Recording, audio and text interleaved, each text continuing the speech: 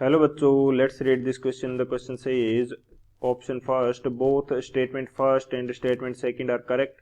Option second both statement first and statement second are incorrect. Option third statement first is correct and statement second is incorrect.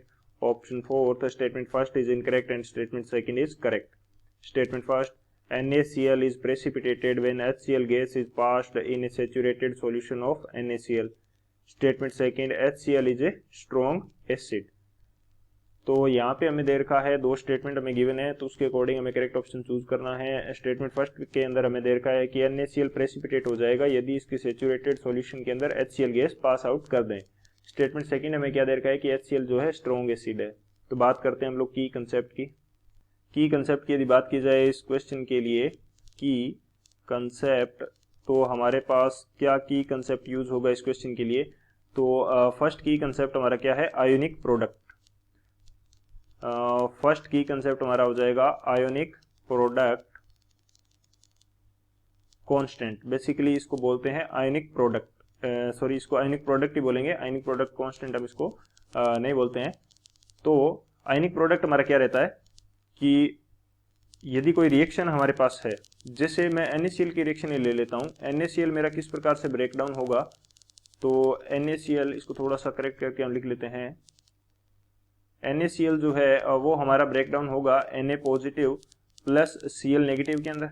तो जब हम इसका ionic product यानी कि KIP हम लिखेंगे तो वो किसके इक्वल होगा, concentration of Na positive into concentration of Cl negative. तो बेसिकली ये हमारा क्या रहता है, आयनिक प्रोडक्ट रहता है किसी भी रिएक्शन के लिए. इस प्रकार से ये आयनिक प्रोडक्ट लिखा जाएगा. हमने यहाँ पे NaCl का एग्जांपल लिया है. और ये बनता कहाँ से, आयनिक प्रोडक्ट का यदि मैं डेरिवेशन की भी थोड़ी सी बात कर लूँ तो ये मेरे पास क्या होगा, ये बेसिकली यहीं से हमारे पास बनेगा. जब हम इक्विलिब्रियम कांस्टेंट का फॉर्मूला यदि इसके लिए लिखेंगे, यदि ये सारी कंडीशन कहाँ पे होती, इक्विलिब्रियम के ऊपर होती, तो इक्विलिब्रियम के ऊपर होती तो वो हमारे पास क्या होता है, equilibrium constant Na positive into Cl negative. और इनके स्टोकियोमेट्रिक कोफिशिएंट जो है वो इनकी पावर में चले जाते हैं. यहाँ पे 1 है तो दोनों के लिए 1 आ जाएगा. नीचे क्या आ जाएगा, कंसंट्रेशन ऑफ NaCl. अब यदि मैं इसको NaCl को K के साथ में मल्टीप्लाई कर दूं, यानी कि इक्विलिब्रियम कांस्टेंट के साथ में मल्टीप्लाई कर दूं, तो ये मेरे को किसको रिप्रेजेंट करेगा, KSP को करेगा.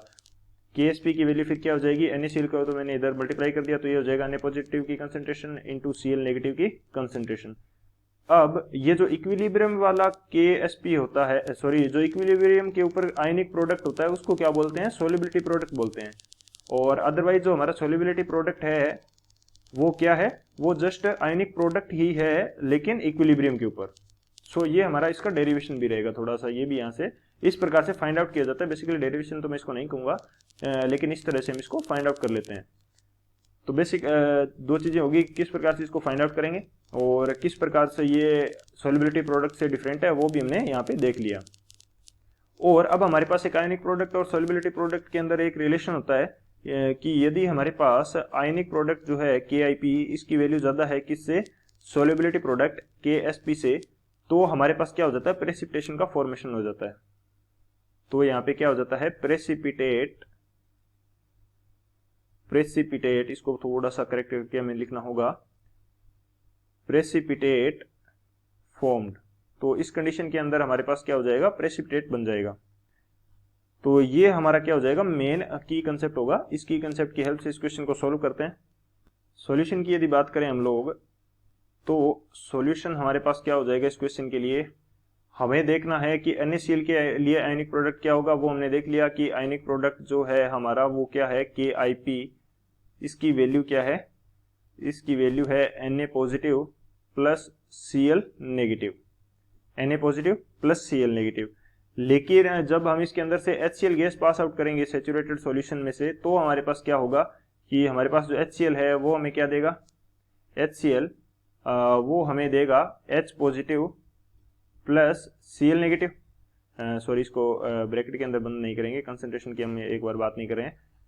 Cl नेगेटिव, ये दो चीजें दे देगा. तो अब सॉल्यूशन के अंदर Cl दो पार्ट से आ रहा है, एक तो हमारे पास NaCl से आ रहा है और एक हमारे पास किससे आ रहा है, एक आ रहा है हमारे पास HCl से. अब दोनों क्या है, स्ट्रॉन्ग इलेक्ट्रोलाइट है.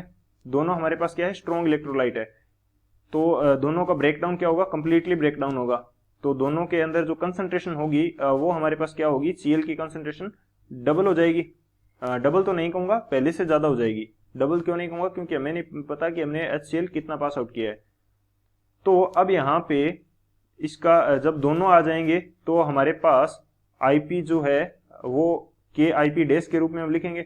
उसके अंदर Na पॉजिटिव तो आएगा ही, क्योंकि आयनिक प्रोडक्ट किसके लिए देख रहे हैं, NaCl के लिए। लेकिन यहाँ पे Cl की कंसंट्रेशन है वो कहाँ से आ रही है, एक तो Cl आ रहा है हमारे पास NaCl से, प्लस सेकंड Cl हमारे पास किससे आ रहा है, HCl से आ रहा है। सेकंड Cl हमारे पास किससे आ रहा है, HCl से आ रहा है। तो आयनिक यहाँ पे जो आयनिक प्रोडक्ट है उसकी वैल्यू क्या हो गई है, काफी ज्यादा हो गई है। तो प्रैक्टिकली जब देखा गया इस चीज को, तो KIP डैश जो है, KIP डैश, क्योंकि HCl स्ट्रॉन्ग हमारे पास इलेक्ट्रोलाइट है, स्ट्रॉन्ग एसिड है, तो उसका भी ब्रेकडाउन कंप्लीटली आयनाइजेशन होता है। तो KIP डैश की जो वैल्यू है वो इंक्रीज हो जाती है सोल्युबिलिटी प्रोडक्ट से, क्योंकि हमें यहाँ पे क्वेश्चन के अंदर तो सोल्युबिलिटी प्रोडक्ट गिवन नहीं है कि NaCl के लिए सोल्युबिलिटी प्रोडक्ट है कितना। लेकिन जब प्रैक्टिकली इन चीजों को देखा गया था तो आयनिक प्रोडक्ट की value HCl gas pass out करने के बाद में क्या हो जाती है, ज्यादा हो जाती है सोल्युबिलिटी प्रोडक्ट से, जिसकी वजह से हमारे पास क्या बन जाता है, NaCl का प्रेसिपिटेट बन जाता है। सो स्टेटमेंट फर्स्ट हमारा क्या है, करेक्ट है। स्टेटमेंट फर्स्ट हमारा करेक्ट है। स्टेटमेंट सेकंड हमें क्या दे रखा है, HCl स्ट्रॉन्ग एसिड है। तो HCl हमारे पास जो है HCl वो भी हमारा क्या है, स्ट्रॉन्ग एसिड है। इसको थोड़ा सा करेक्ट करके लिख देता हूं। HCl हमारा क्या है, स्ट्रॉन्ग एसिड। स्ट्रॉन्ग एसिड किस प्रकार से है, ये भी प्रैक्टिकली डिफाइन किया जाता है, क्योंकि जो भी हमारे पास स्ट्रॉन्ग एसिड और स्ट्रॉन्ग बेस होते हैं उनका आयनाइजेशन क्या होता है, ज्यादा होता है। बेसिकली कह सकते हैं कि 100% तक आयनाइजेशन इनका लिया जाता है, नियरली 100%। तो प्रैक्टिकली इसका आयनाइजेशन कहां तक मिलता है, आयनाइजेशन जो है वो मिलता है नियरली 100%। नियरली 100% तक आयनाइजेशन है, यानी कि कंप्लीटली आयनाइज हो रहा है। और बेसिकली इसकी जो प्रॉपर्टी है वो एसिडिक नेचर की होती है। एसिडिक नेचर की है क्योंकि pH इसकी क्या मिलती है, pH इज लेस देन 7। तो लेस देन 7 जो pH वाले होते हैं वो एसिड होते हैं। और स्ट्रॉन्ग हमने किस प्रकार से डिफाइन किया, क्योंकि इसका जो आयनाइजेशन होता है सॉल्यूशन के अंदर वो कितना हो जाता है, 100% हो जाता है। तो हमारे पास जो दोनों स्टेटमेंट है वो हमारे दोनों करेक्ट है। तो कौन सा ऑप्शन हो जाएगा हमारे पास, जो फर्स्ट ऑप्शन है, both statement first and second are correct, वो हमारा राइट होगा। So option first is the final answer. I hope you understood it well. Best of luck. Thank you.